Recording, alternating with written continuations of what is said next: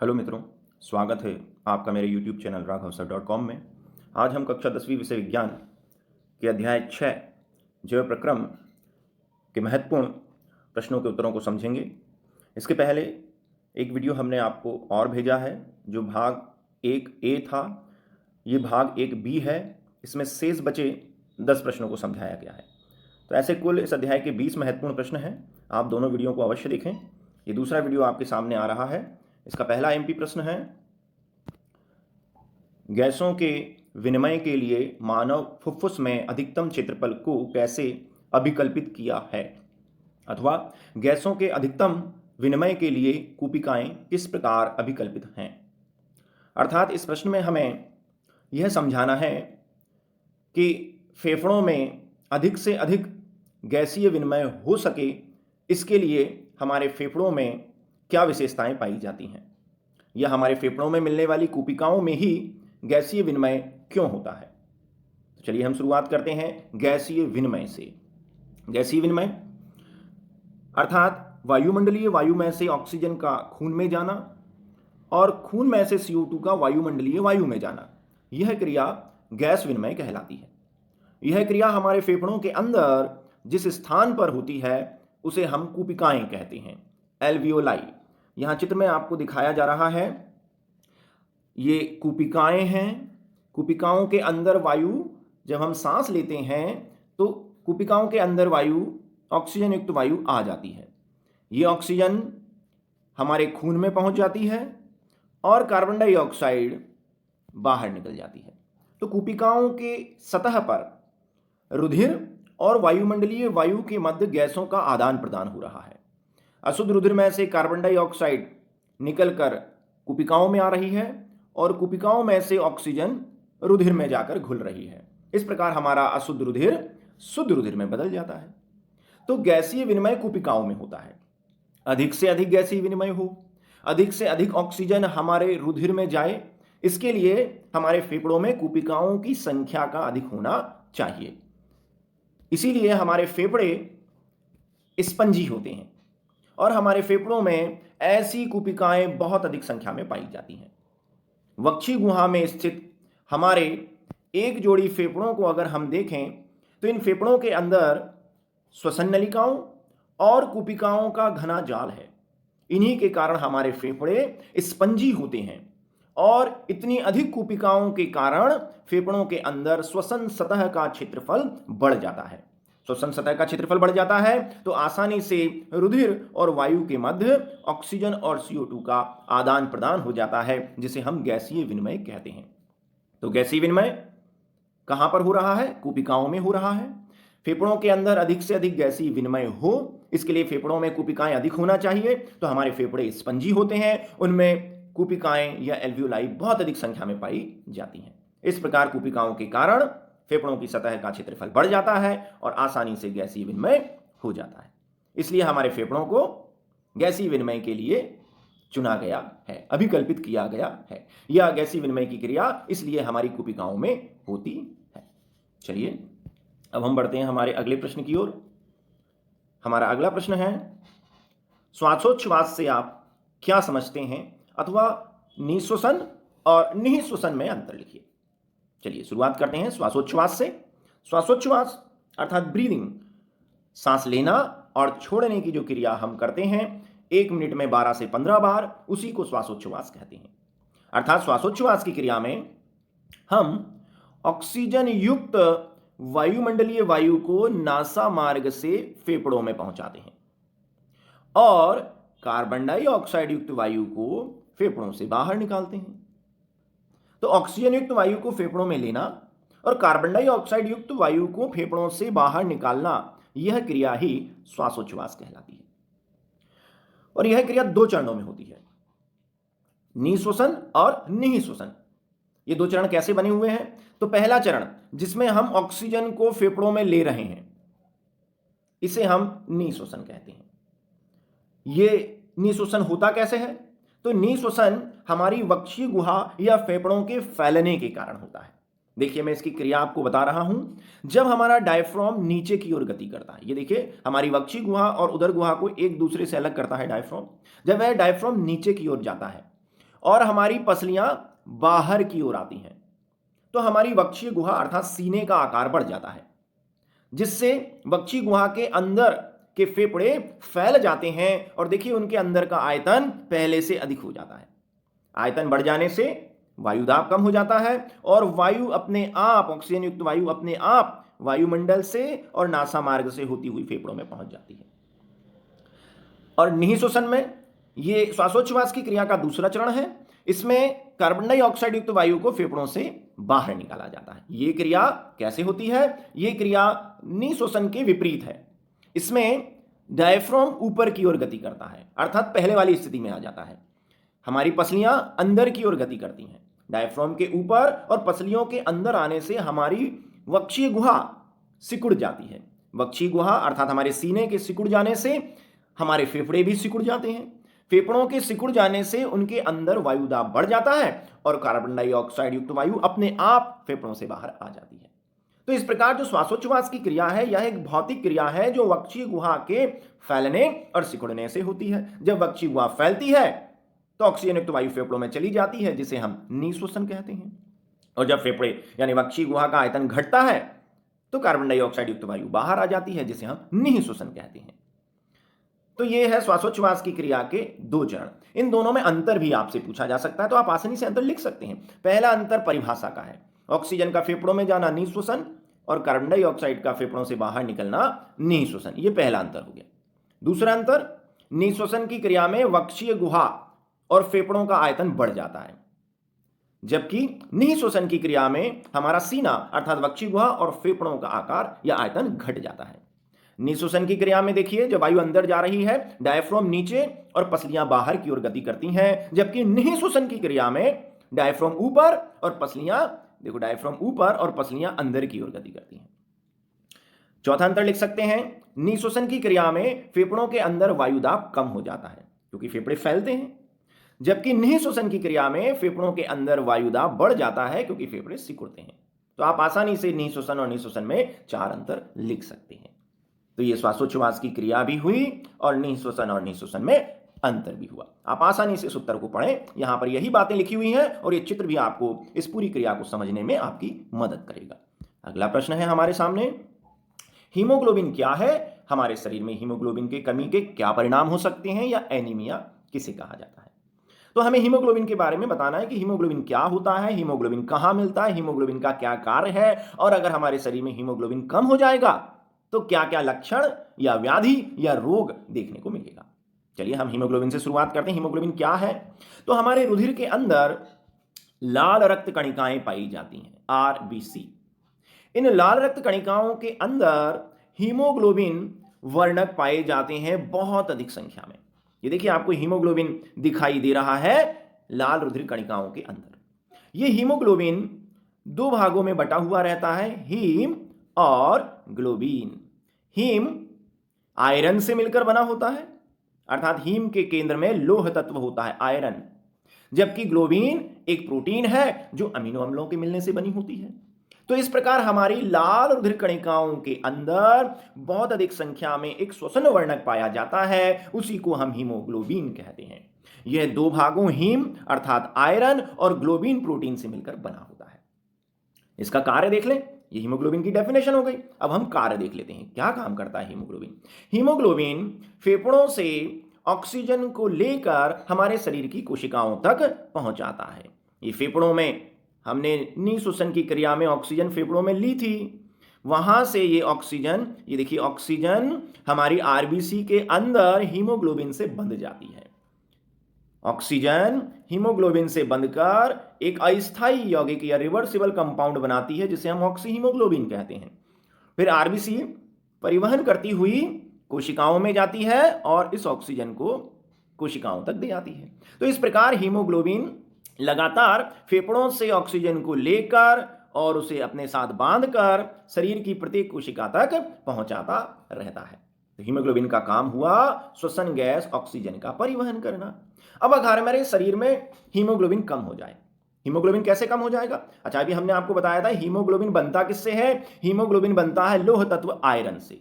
अब अगर आप आयरन युक्त चीजें ना खाएं, अगर आप पालक, सेवफल इत्यादि चीजें ना खाएं तो आपके शरीर में लोह तत्व आयरन की कमी हो जाएगी। आयरन की कमी हो जाने से हीमोग्लोबिन कम बनेगा। हीमोग्लोबिन कम बनने से आरबीसी कम बनेंगी और आपके रुधिर में आरबीसी की संख्या घट जाएगी।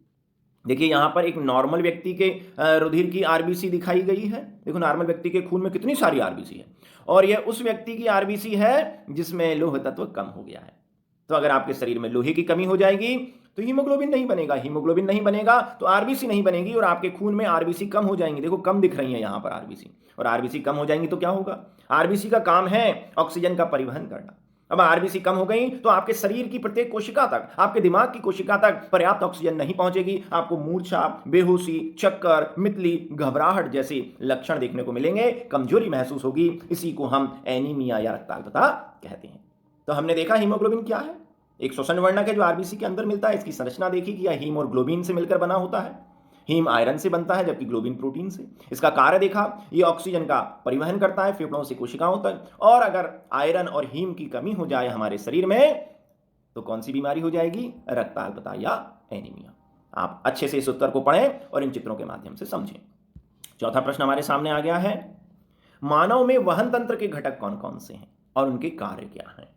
वहन तंत्र, परिवहन तंत्र या इसे हम परिसंचरण तंत्र या सर्कुलेटरी सिस्टम भी कहते हैं। तो मैं पहले आपको परिवहन तंत्र का चित्र बताऊंगा, फिर एक एक करके उनके घटकों और उनके कार्यों को बताऊंगा।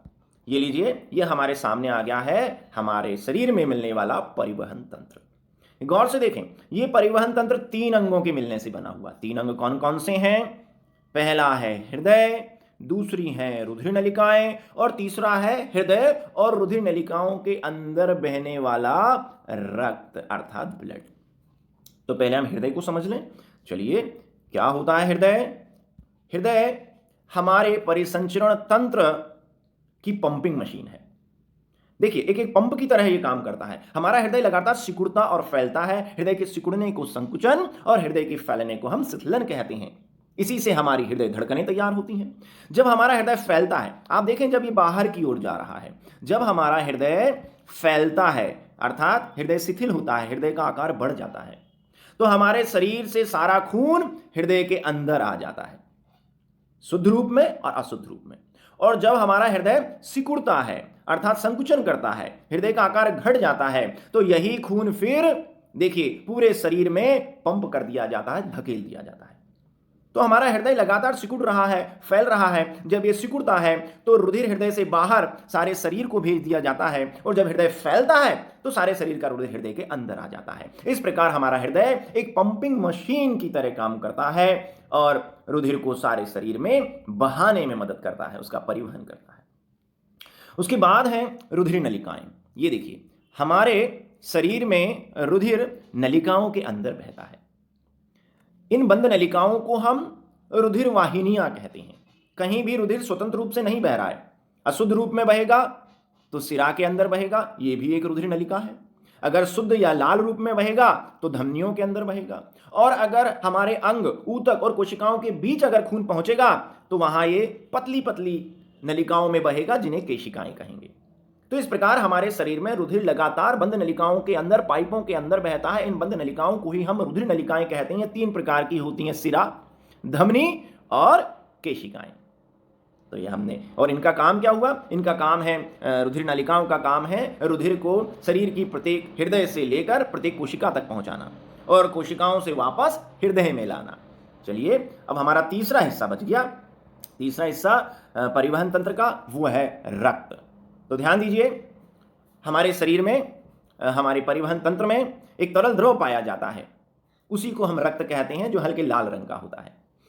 इसके हम घटक देखें तो रक्त में 60% पानी और 40% छोटी छोटी कोशिकाएं होती हैं, जिन्हें हम रुधिर कणिकाएं कहते हैं। और ये 3 प्रकार की होती हैं, आरबीसी, डब्ल्यूबीसी और रुधिर पट्टिकाएं। आरबीसी लाल रंग की होती हैं, ये हमारे शरीर में ऑक्सीजन का परिवहन करती हैं। डब्ल्यूबीसी सफेद रंग की कणिकाएं हैं, ये हमें रोगों से बचाती हैं। और रक्त पट्टिकाएं, ये चोट लगने पर रक्त का थक्का जमाती हैं। इसके अलावा जो रुधिर हृदय और रुधिर नलिकाओं के अंदर लगातार बह रहा है, ये हमारे शरीर में पदार्थों को एक जगह से दूसरी जगह ले जाने का कार्य करता है। ऑक्सीजन का परिवहन रुधिर के द्वारा हो रहा है। पोषक पदार्थ, उत्सर्जी पदार्थ, हार्मोन्स, दवाइयां, इन सभी का परिवहन रुधिर के द्वारा ही होता है। इसके अलावा रुधिर हमारे शरीर को गर्म बनाए रखने तथा हमारे अंगों को स्फीत अवस्था में लाने का कार्य भी करता है। तो हमने परिवहन तंत्र के तीनों घटक देख लिए। पहला हृदय, जो पंपिंग मशीन की तरह कार्य कर रुधिर को पूरे शरीर में पंप करता है। दूसरी हमने देखी रुधिर नलिकाएं, बंद नलिकाएं, जिनसे होकर रुधिर गुजरता है। और तीसरा खुद रुधिर देखा, जो एक तरल परिवहन तंत्र है, एक तरल माध्यम है, जिससे होकर पदार्थ, जिसमें घुलकर पदार्थ सभी जगह शरीर की प्रत्येक कोशिका तक पहुंचते हैं और वापस आते हैं। तो परिवहन तंत्र के तीनों घटक दिखे आपने, आप इसको पढ़ें, यहां पर यही बातें बताई गई हैं। रक्त को बहुत अच्छे से पढ़ें, क्योंकि हमने एक प्रश्न का उत्तर और यहां पे समाहित कर दिया है, वो है रक्त के प्रमुख कार्य। अगर आपसे रक्त के कार्य पूछे जाते हैं तो परिवहन तंत्र के घटक रक्त में सभी बातें, रक्त के कार्य यहां पे लिखे हुए हैं। आप इस प्रश्न का उत्तर भी यहां से बना सकते हैं। चलिए, हमारा 5वां प्रश्न हमारे सामने आ गया है। मनुष्य में दोहरा परिसंचरण तंत्र क्या है, समझाइए। यह स्तनधारी और पक्षियों में ऑक्सीजन और विऑक्सीजनित अर्थात शुद्ध और अशुद्ध रुधिर अलग अलग क्यों रहता है। चलिए, दोहरा परिसंचरण क्या है पहले ये समझें, फिर बाकी प्रश्नों के उत्तरों को देखेंगे। ये लिखिए, हमें वापस परिवहन तंत्र की जरूरत पड़ेगी। परिवहन तंत्र का चित्र हमारे सामने आ गया है, गौर से समझिएगा। हृदय से रुधिर गुजरता है तो वह एक चक्र के माध्यम से गुजरता है, जिसे हम कार्डियक चक्र या हृदय, कार्डियक साइकिल या हृदय चक्र कहते हैं। अब देखिए, वो चक्र कहां से शुरू हो रहा है, कहां खत्म हो रहा है, गौर से देखिएगा। वो चक्र शुरू होता है अंगों से।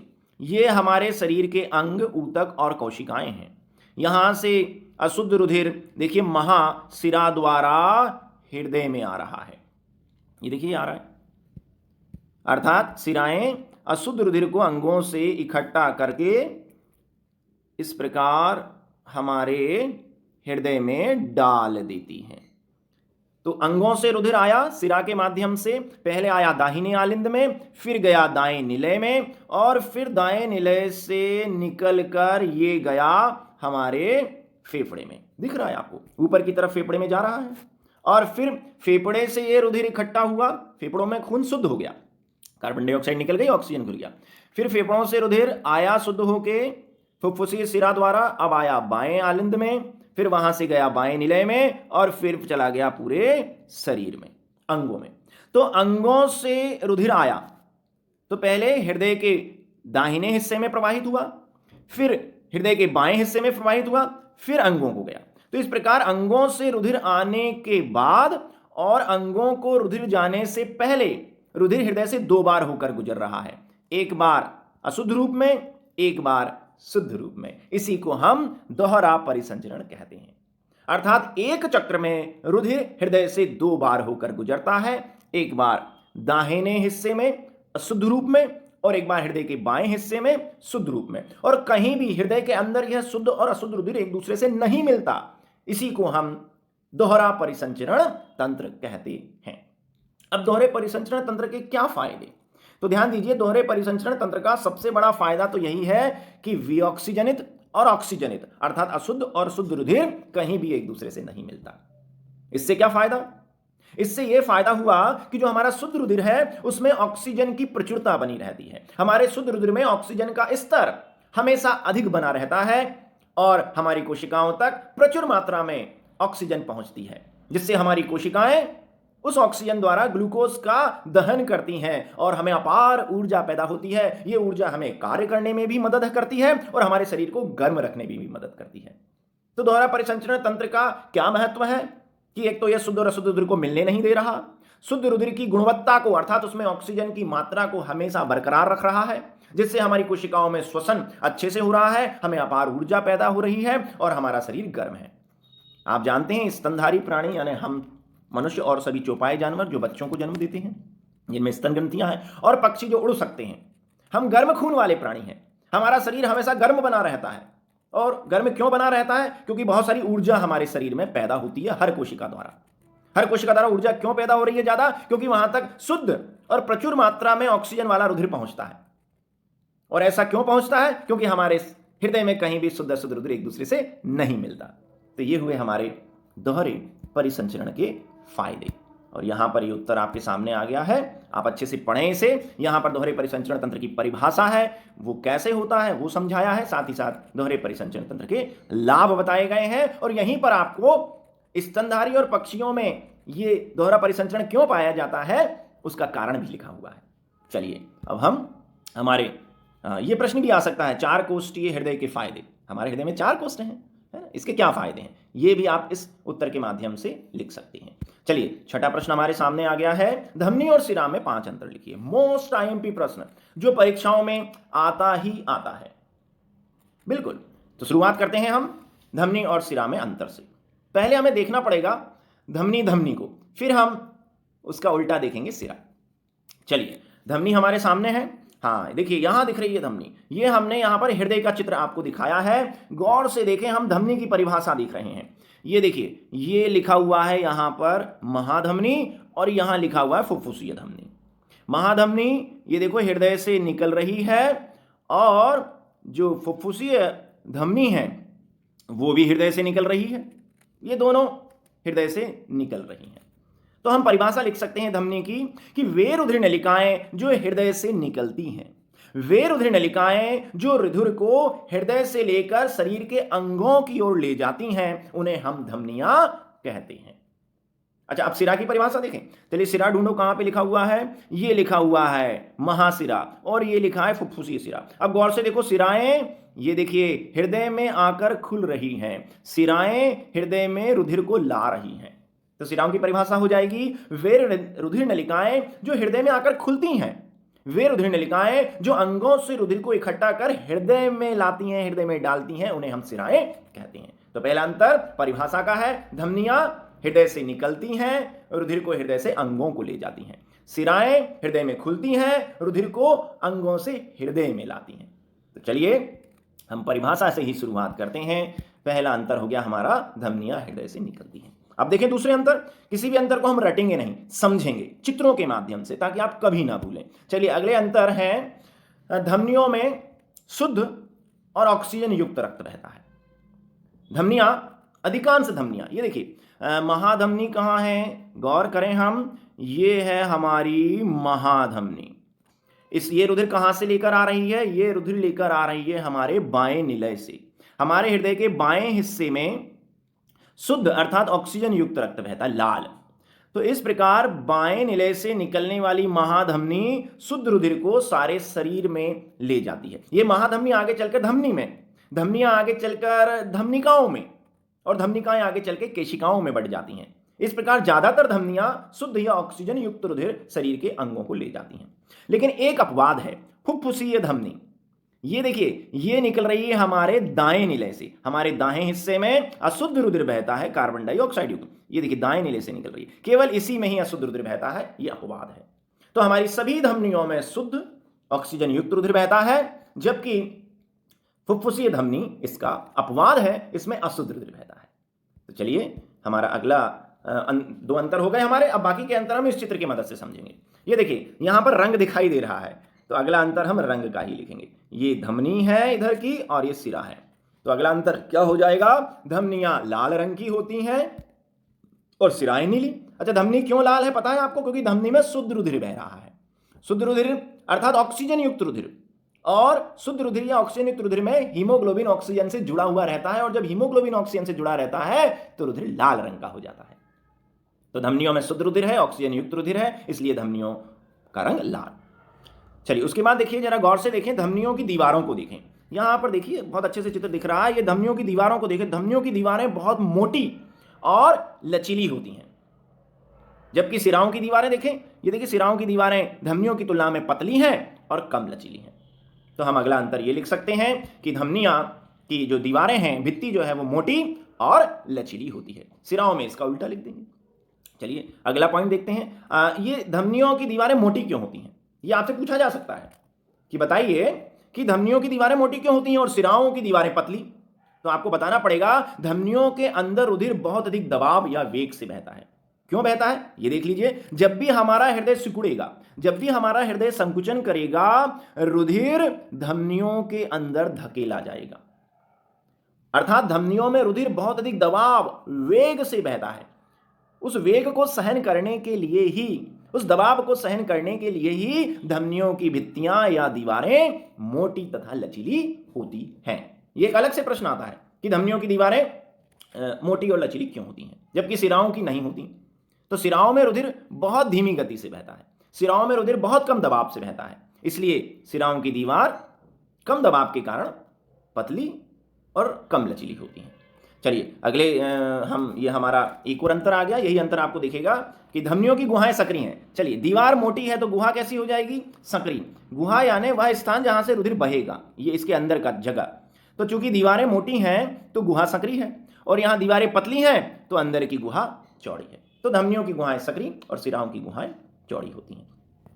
चलिए उसके बाद अगला पॉइंट हमारा जो हम समझ चुके हैं, धमनियों में रक्त बहुत तीव्र गति से प्रवाहित होता है, और तीव्र गति से प्रवाहित होता है इसलिए हमारी धमनियों में रुधिर के उल्टा बहने की संभावना नहीं रहती। धमनियों में रुधिर बहुत वेग से बह रहा है, बहुत धक्के से बह रहा है, बहुत एकदम आगे की ओर बह रहा है, तो उल्टा बहेगा क्या? नहीं बहेगा। जबकि सिराओं में रुधिर बहुत धीमी गति से बहता है, इसलिए रुधिर के उल्टा बहने की संभावना बनी रहती है। सिराओं में रुधिर को उल्टा बहने से रोकने के लिए कपाट या वाल्व पाए जाते हैं। देखिए यहां पर आपको वाल्व या कपाट दिख रहे हैं। ये एक दिशीय कपाट हैं, ये केवल रुधिर को आगे ले जाते हैं, पीछे आने से रोकते हैं।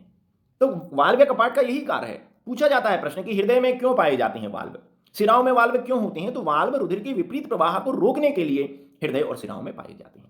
तो इस प्रकार हमारा अगला अंतर भी आ गया हमारे सामने, धमनियों में कपाट या वाल्व पाए जाते हैं। इसके अलावा और भी कई अंतर लिख सकते हो। धमनियां शरीर की गहराई में, जबकि सिराएं शरीर की सतह पर पाई जाती हैं। तो चलिए हमारे धमनी के अंतर हो गए। सिरा के इसके उल्टे लिखना है। सिराएं हृदय में खुलती हैं, सिराओं में अशुद्ध रुधिर होता है, अशुद्ध नीले रंग का होता है। इसकी दीवारें पतली तथा कम लचीली हैं क्योंकि इनमें रुधिर कम दबाव या वेग से बह रहा है। इनकी गुहाएं चौड़ी होती हैं, क्योंकि इनमें रुधिर धीमी गति से बहता है, इसलिए रुधिर के विपरीत प्रवाह को रोकने के लिए इनमें वाल्व पाए जाते हैं। चलिए तुरंत हम हमारे 7वें प्रश्न की ओर बढ़ते हैं। 7वां प्रश्न है, रुधिर और लसिका में अंतर लिखिए, या लसिका किसे कहते हैं समझाइए। तो चलिए तो पहले हम लसिका की परिभाषा देखें, क्या होता है लसिका।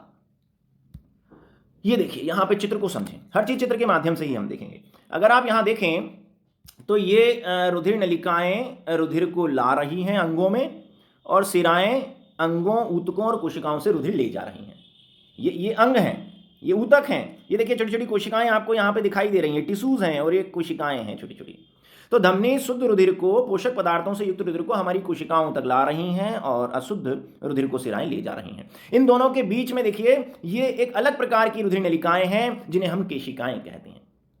इन केशिकाओं की दीवारें पतली होती हैं। अभी हमने देखा धमनियों की दीवारों में 3 स्तर होते हैं, सिराओं की दीवारों में भी मोटी होती हैं, इनमें भी 3 स्तर होते हैं। लेकिन जो हमारी केशिकाएं हैं इनकी दीवारें बहुत पतली होती हैं, इसमें केवल एक ही स्तर पाया जाता है।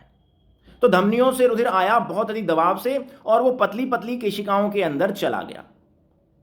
अब पतली पतली केशिकाओं की दीवारें पतली हैं, तो रुधिर के बहुत सारे पदार्थ, लाल रुधिर कणिका को छोड़ दें तो हमारे रुधिर के बहुत सारे पदार्थ, जैसे तरल अंश प्लाज्मा, जैसे WBC, जैसे रुधिर का थक्का जमाने वाली कणिकाएं तथा प्रोटीन, ये रुधिर से बाहर निकलकर कोशिकाओं के बीच ऊतकों में इकट्ठी हो जाती हैं।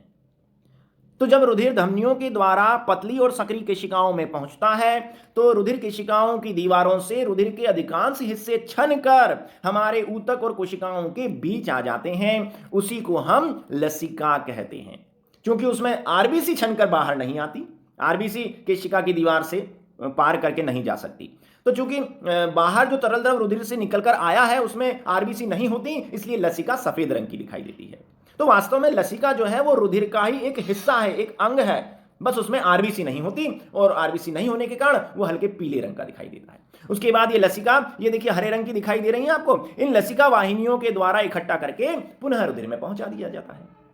तो हमने लसिका की परिभाषा देख ली कि लसिका वास्तव में एक परिसंचरण तरल ही है, एक तरल माध्यम ही है जो रुधिर के छनने से बनता है, और इसमें रुधिर के सारे पदार्थ होते हैं, सारे घटक होते हैं, केवल आरबीसी को छोड़कर। चलिए अब हम लसिका की विशेषताएं देखें। लसिका की विशेषताएं हम देखेंगे। लसिका पहला है रुधिर का छना हुआ भाग है, रुधिर से छनकर बनता है, हमने समझा। दूसरा, ये रंगहीन तरल ऊतक है, ये सफेद या हल्के पीले रंग का होता है। क्यों होता है? क्योंकि इसमें आरबीसी नहीं होती। और इसमें WBC की संख्या अधिक होती है, श्वेत रुधिर कणिकाएं ज्यादा होती हैं। श्वेत रुधिर कणिकाएं रुधिर से निकलकर ऊतक द्रव में आ सकती हैं। उसके बाद है इसमें प्रोटीन कम मात्रा में पाई जाती है, रुधिर में प्रोटीन ज्यादा है। रुधिर में पोषक पदार्थ ज्यादा होते हैं और लसिका में पोषक पदार्थों की कमी होती है। ये देखो दिख रहा है, रुधिर में ऑक्सीजन और अन्य पोषक पदार्थ, रुधिर की जगह यहाँ आप लसिका लिखेंगे, है ना। लसिका में ऑक्सीजन व अन्य पोषक पदार्थ कम होते हैं। साथ ही साथ लसिका में कार्बन डाइऑक्साइड तथा उत्सर्जी पदार्थों की अधिकता होती है। तो थोड़ा सा आप सुधार कर लें, यहाँ रुधिर ना लिखें, रुधिर की बजाय लसिका लिखें, क्योंकि हम यहाँ लसिका की विशेषताएं देख रहे हैं। तो लसिका में ये कोशिकाओं से लसिका को इकट्ठा किया जाता है, इसलिए इसमें उत्सर्जी पदार्थ और कार्बन डाइऑक्साइड ज्यादा होती है। तो हमने देखा कि लसिका बन कैसे रहा है रुधिर के छन्ने से, और हमने लसिका की महत्वपूर्ण विशेषताएं भी देखी। अब आप आसानी से रुधिर और लसिका में अंतर लिख सकते हैं। ये देखिए, रुधिर प्रथम या मुख्य संयोजी ऊतक है, तरल संयोजी ऊतक, ये लाल रंग का होता है क्योंकि इसमें RBC होती है, इसमें WBC भी उपस्थित होती है पर कम। लसिका में इसमें प्रोटीन ज्यादा होता है, इसमें उपयोगी पदार्थ ज्यादा होते हैं और उत्सर्जी पदार्थ कम होते हैं। तो ये 7 अंतर परीक्षाओं में आते हैं। तो चाहे लसिका की परिभाषा आए, चाहे अंतर, आप आसानी से लिख के आ सकेंगे। चलिए हम तुरंत हमारे 8वें प्रश्न की ओर बढ़ रहे हैं। हमारा 8वां प्रश्न है, जाइलम तथा फ्लोएम में पदार्थों के वहन में क्या अंतर है। जाइलम और फ्लोएम पौधों के संवहनी ऊतक हैं, पौधों में पदार्थों को एक जगह से दूसरी जगह लाने ले जाने का काम करते हैं। तो हमें बताना है कि इन दोनों में अंतर क्या है। यह प्रश्न कई तरीके से आ सकता है, हर प्रश्न का उत्तर यहां आपको मिलेगा।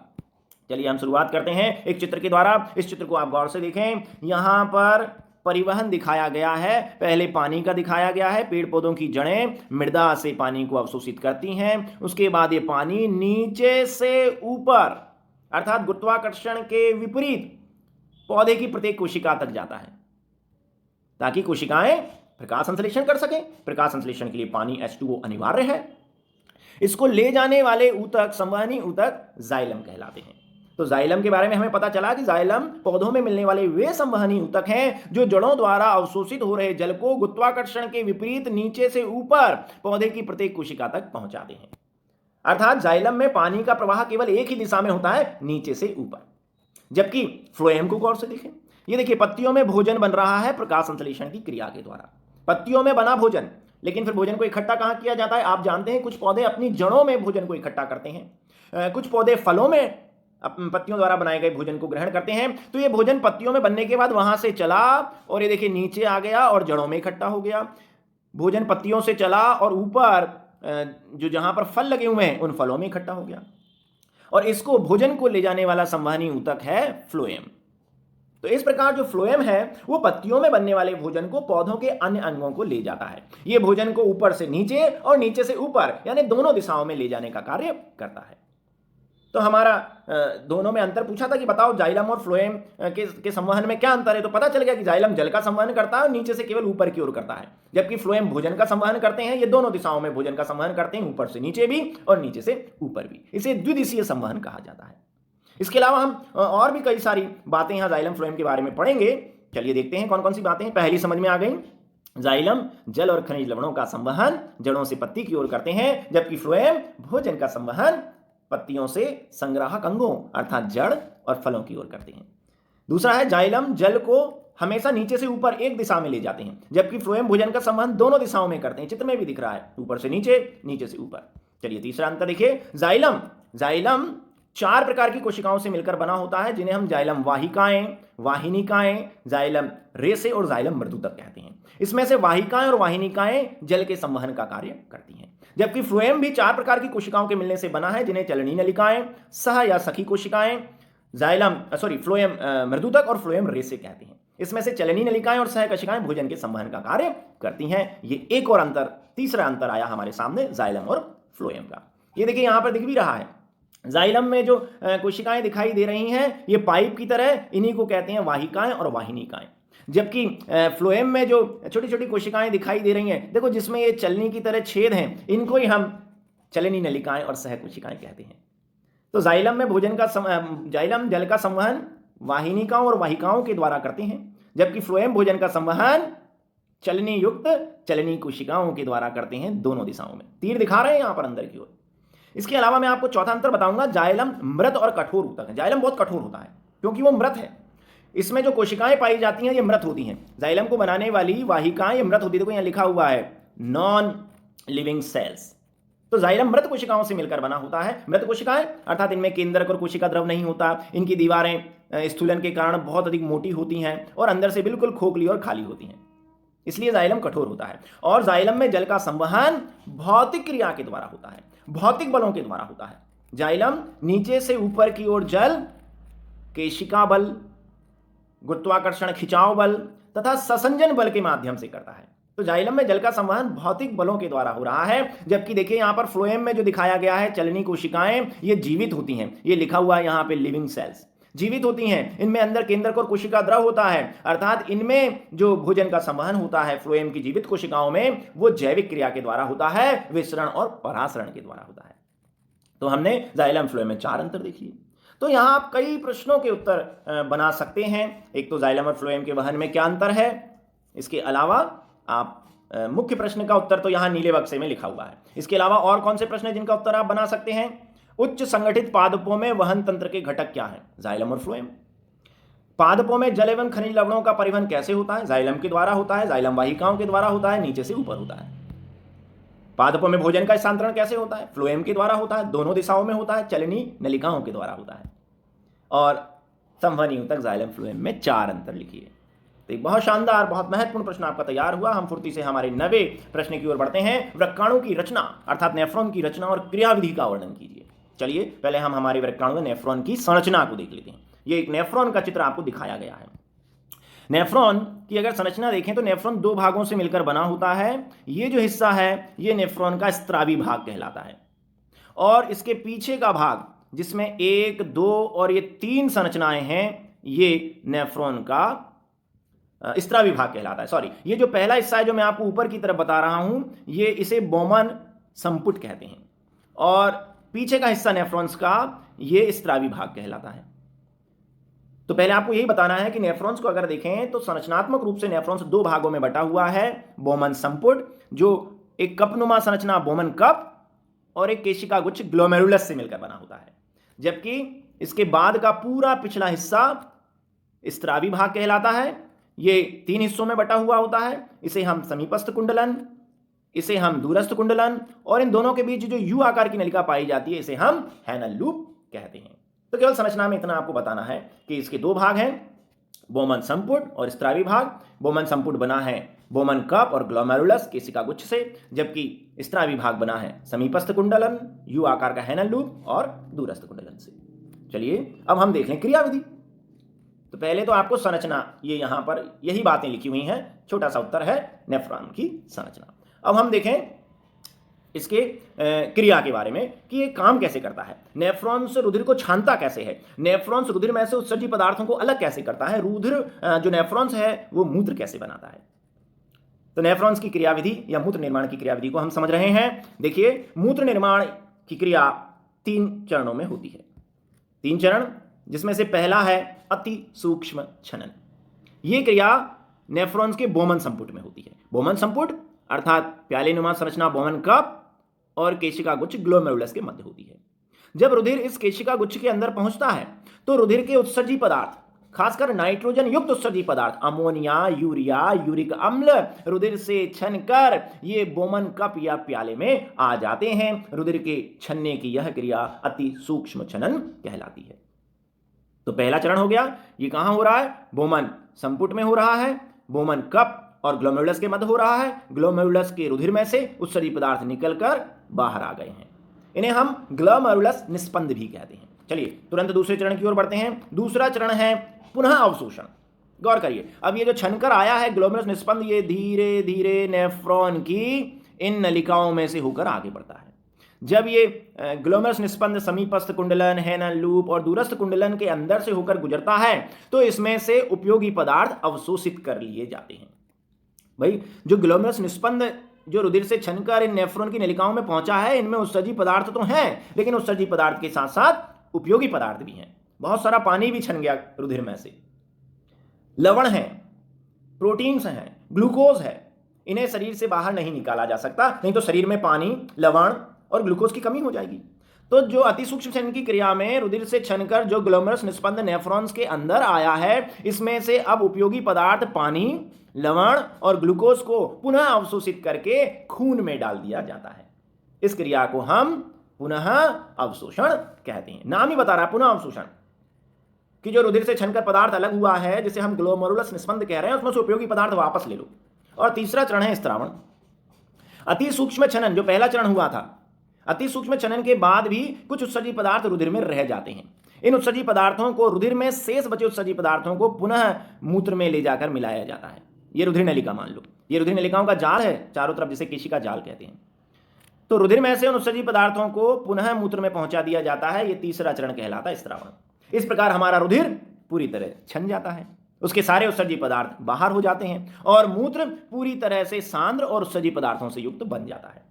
तो पहला चरण है अति सूक्ष्म छनन, ये बोमन संपुट में हो रहा है, इसमें से रुधिर से छनकर उत्सर्जी पदार्थ नेफ्रॉन में आ रहे हैं। दूसरा चरण है पुनः अवशोषण, उस ग्लोमेरुलस निस्पंद में से उपयोगी पदार्थ पानी, लवण और ग्लूकोज को वापस हम खून में पहुंचा रहे हैं, यह है पुनः अवशोषण। और तीसरा स्त्रावण, रुधिर में शेष बचे हुए उत्सर्जी पदार्थ पुनः हम मूत्र में पहुंचा रहे हैं, ये स्त्रावण है। इस प्रकार रुधिर पूरी तरह छन गया और मूत्र पूरी तरह उत्सर्जी पदार्थों से बना। तो ये सभी बातें यहां पर नेफ्रॉन्स की क्रियाविधि में लिखी हुई हैं, तीनों चरणों को विधिवत समझाया गया है। चलिए हम हमारे 10वें और अंतिम प्रश्न पर पहुंच गए हैं। उत्सर्जी उत्पाद से छुटकारा पाने के लिए पादप किन विधियों का उपयोग करते हैं? भाई पेड़ पौधों में भी तो उत्सर्जी पदार्थ बनते हैं, जैसे मनुष्य में बनते हैं। तो मनुष्य तो अपने उत्सर्जी पदार्थ मूत्र के रूप में बाहर निकाल देता है, पेड़ पौधे अपने उत्सर्जी पदार्थ कैसे बाहर निकालते हैं, ये हमें बताना है इस प्रश्न के उत्तर में। ये प्रश्न इस तरीके से भी आ सकता है, पता चलेगा आपको बाद में। पहले मैं आपको बताना चाहूंगा कि पेड़ पौधों में उत्सर्जी पदार्थ बहुत कम बनते हैं। पेड़ पौधों में उत्सर्जी पदार्थ कम क्यों बनते हैं? क्योंकि पेड़ पौधों की कोशिकाओं में उपचयन और अपचयन क्रियाएं समान दर से होती हैं। साथ ही साथ अपचयन, जिसे हम विघटन क्रिया कह रहे हैं, उसमें बनने वाले पदार्थ उपचयन, जिसे हम संश्लेषणात्मक क्रिया कहते हैं, उसके काम में आ जाते हैं। कुल मिला के पेड़ पौधों की प्रत्येक कोशिका में बनने वाला एक पदार्थ दूसरी क्रिया के काम में आ जाता है और दूसरी क्रिया में बनने वाला पदार्थ पहली क्रिया के काम में आ जाता है। इस प्रकार पेड़ पौधों में बनने वाले पदार्थ लगातार पेड़ पौधों की कोशिकाओं में ही काम में ले लिए जाते हैं। इसलिए पेड़ पौधों में उत्सर्जी पदार्थ बहुत कम बनते हैं। इसलिए पेड़ पौधों में हमारे जैसा विकसित उत्सर्जन तंत्र नहीं पाया जाता। ये यहां लिखा हुआ है, ये समझाया भी गया है कि श्वसन की क्रिया में पेड़ पौधे जो कार्बन डाइऑक्साइड बनाते हैं वो प्रकाश संश्लेषण के काम में आ जाती है। प्रकाश संश्लेषण की क्रिया में जो ऑक्सीजन बनती है वो पौधों के श्वसन के काम में आ जाती है। तो सारी चीजें कोशिका के अंदर ही काम में आ रही हैं, बाहर निकालने की कोई जरूरत ही नहीं है। इसलिए पौधों में उत्सर्जन तंत्र अधिक विकसित नहीं होता। फिर भी पौधे कुछ अन्य विधियों के द्वारा उत्सर्जी पदार्थ बाहर निकालते हैं। वो विधियां कौन कौन सी हैं, चलिए चित्रों के माध्यम से देखते हैं। सबसे पहला ये है, यहां आपको पेड़ पौधों में दिन और रात में होने वाली क्रिया को बताया गया है। ये गौर से देखें, ये दिन का समय है, सूरज दिख रहा है ना, दिन का समय है। दिन के समय पेड़ पौधों में दोनों क्रियाएं होती हैं, प्रकाश संश्लेषण और श्वसन। और ये रात है, देखो मून दिख रहा है आपको, ये रात में का समय है जब पेड़ पौधों में केवल और केवल श्वसन होता है, प्रकाश संश्लेषण नहीं होता। तो देखिए दिन के समय क्या हो रहा है। दिन के समय देखो हर जीव श्वसन की क्रिया में ऑक्सीजन लेता है, चाहे पौधे हो चाहे जंतु। तो पौधे भी दिन हो या रात 24 घंटे श्वसन की क्रिया में ऑक्सीजन लेते हैं। तो पेड़ पौधों ने दिन के समय ऑक्सीजन ली और श्वसन में क्या बनती है, कार्बन डाइऑक्साइड। लेकिन दिन के समय, इसको हम रेस्पायरेशन का आर लिख देते हैं इस क्रिया को। और दिन के समय पेड़ पौधों की कोशिकाओं में, खासकर पत्तियों की हरी कोशिकाओं में एक और क्रिया चल रही है, प्रकाश संश्लेषण। उसमें कार्बन डाइऑक्साइड चाहिए, तो ये कार्बन डाइऑक्साइड प्रकाश संश्लेषण में भाग ले लेती है और फिर ऑक्सीजन में बदल जाती है। फिर ये ऑक्सीजन श्वसन में भाग ले लेती है, कार्बन डाइऑक्साइड में बदल जाती है। ये कार्बन डाइऑक्साइड प्रकाश संश्लेषण के काम में आ जाती है और ऑक्सीजन में बदल जाती है। तो इस प्रकार दिन के समय, खासकर सुबह और शाम के वक्त, पेड़ पौधे ना तो वायुमंडल से कुछ लेते हैं ना वायुमंडल में कुछ छोड़ते हैं, क्योंकि श्वसन की क्रिया में बनने वाली CO2 प्रकाश संश्लेषण के काम में आ जाती है, प्रकाश संश्लेषण की क्रिया में बनने वाली ऑक्सीजन श्वसन के काम में आ जाती है। इसे हम प्रकाश रासायनिक संतुलन कहते हैं। लेकिन दिन के समय जब सूर्य के प्रकाश की तीव्रता बढ़ जाती है, दोपहर 12 बजे, तब इन्हें ज्यादा कार्बन डाइऑक्साइड चाहिए, तो ये कार्बन डाइऑक्साइड फिर वायुमंडल से ले लेते हैं। तो इस प्रकार ये हमने दिन की क्रिया बताई। अच्छा, रात में क्या होता होगा? रात में पौधे, रात में तो श्वसन तो 24 घंटे चलेगा। तो रात में पौधों की कोशिकाएं ऑक्सीजन लेती हैं, कार्बन डाइऑक्साइड बनाती हैं, इस क्रिया को श्वसन कह रहे हैं। लेकिन रात में चूंकि सूर्य का प्रकाश नहीं है, प्रकाश संश्लेषण नहीं होता, तो रात में पौधे सीधे उस कार्बन डाइऑक्साइड को ही छोड़ देते हैं। तो पौधे श्वसन में ऑक्सीजन लेते हैं, CO2 बनाते हैं। दिन के समय ये CO2 प्रकाश संश्लेषण के काम में आ जाती है, जबकि रात्रि में प्रकाश संश्लेषण नहीं होता, तो इसी CO2 को वो छोड़ते हैं। इसलिए कहा जाता है कि रात्रि के समय पौधों के नीचे नहीं सोना चाहिए। तो ये समझ में हमें आ गया कि पेड़ पौधे क्या कर रहे हैं, श्वसन गैस कार्बन डाइऑक्साइड तथा प्रकाश संश्लेषण में बनने वाली गैस ऑक्सीजन को ये अपने रंध्रों के द्वारा बाहर निकालते हैं। चलिए, और गैसें तो इनने निकाल दी, अब ये पेड़ पौधे जो आवश्यकता से अधिक पानी होता है उसको कैसे निकालते हैं। तो यहाँ चित्र के द्वारा दिखाया गया है कि पेड़ पौधों में जो आवश्यकता से अधिक पानी होता है वो पत्तियों में मिलने वाली छिद्रयुक्त संरचना स्टोमेटा रंध्रों के द्वारा भाप बनकर बाहर निकल जाता है। इस क्रिया को हम वाष्पोत्सर्जन कहते हैं। तो पानी वाष्पोत्सर्जन करके निकल गया। यहां देखिए एक और चित्र आपके सामने आ गया, यहां पर एक पत्ती पीली दिखाई दे रही है। तो पेड़ पौधे अपनी कोशिकाओं में बनने वाले उत्सर्जी हानिकारक विषैले और जहरीले पदार्थों को अपनी कुछ कोशिकाओं में इकट्ठा कर देते हैं, कुछ पत्तियों में इकट्ठा कर देते हैं, सारी पत्तियों में नहीं, कुछ पत्तियों में इकट्ठा कर देते हैं। वे पत्तियां उत्सर्जी पदार्थों के इकट्ठा हो जाने से पीली पड़ जाती हैं, सूख जाती हैं और झड़कर पौधे से अलग हो जाती हैं। इस प्रकार पौधे पत्तियों के माध्यम से भी उत्सर्जी पदार्थ बाहर कर देते हैं। इसके अलावा पेड़ पौधों में बनने वाले कुछ उत्सर्जी पदार्थ हैं तारपीन का तेल। तो कुछ तेलीय पदार्थ पेड़ पौधे उत्सर्जन की क्रिया में बनाते हैं, कोशिकाओं में बनते हैं। पेड़ पौधे उन उत्सर्जी पदार्थ खासकर तेलों जैसे तारपीन को अपनी जाइलम वाहिनियों के अंदर इकट्ठा कर देते हैं। जाइलम जो संवहनी ऊतक है, केंद्र के अंदर जो सबसे तने में अंदर की तरफ जाइलम होता है, वहां इकट्ठा कर देते हैं। बाद में हम सभी तने में चीरा लगाकर, तने में छेद करके उस तारपीन के तेल को इकट्ठा कर लेते हैं। ये तारपीन का तेल कई कामों में उपयोग किया जाता है। तो पेड़ पौधे बनने वाले उत्सर्जी पदार्थ तारपीन को अपनी जाइलम में इकट्ठा कर देते हैं। जाइलम से बाद में इसे मनुष्यों के द्वारा निकाल लिया जाता है। तो इस प्रकार तारपीन का उत्सर्जन हो गया। और देखिए, इसके अलावा पौधे अपने उत्सर्जी पदार्थों को गोंद के रूप में भी बाहर निकालते हैं। ये गोंद आपने पेड़ पौधों के तनों पर देखा है, लाल रंग का, बिल्कुल वहां से खरोच कर गोंद बना लिया जाता है मनुष्यों के द्वारा। तो इस प्रकार पौधे, वैसे तो पौधों में उत्सर्जी पदार्थ बनते बहुत कम है, क्यों बनते हैं वो हमने बता दिया कि एक पदार्थ दूसरी क्रिया के काम में आ जाता है, इसलिए उत्सर्जी पदार्थ कम बनते हैं, इसलिए पौधों में उत्सर्जन तंत्र कम विकसित होता है। और कैसे उत्सर्जन करते हैं तो हमने इन फोटो के माध्यम से आपको बता दिया। तो हमारा उत्तर यहाँ पे तैयार हो गया है, दोनों प्रश्नों के उत्तर। आप इसको पढ़ें और समझें। उम्मीद है आपको ये वीडियो बहुत पसंद आया होगा। पसंद आया हो तो अपने मित्रों को शेयर करें, इस चैनल को सब्सक्राइब करें। बहुत बहुत धन्यवाद।